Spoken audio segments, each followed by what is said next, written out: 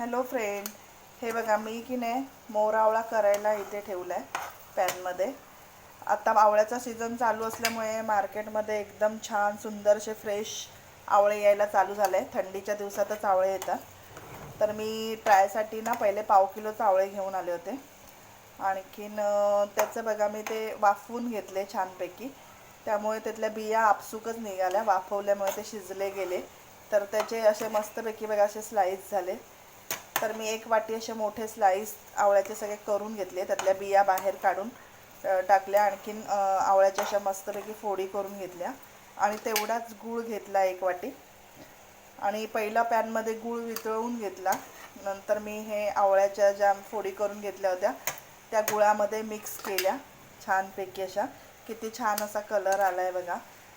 आणखीन अशी मोर आवळ्याला अशी चकाकी येण्यासाठी आहे ना, मी मोठा एक चमचा ह्याच्यात साखरही ॲड केली.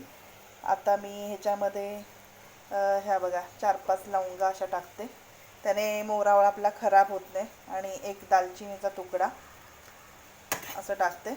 आणि अजून ह्याला 2-3 मिनटं मी मस्तपैकी असं फिरवून घेणार आहे. थोडासा पाक अजून घट्ट करून घेणार आहे. आणि नंतर मग थंड झाल्यानंतर तो आपोआप थोडासा अजून घट्ट होईल.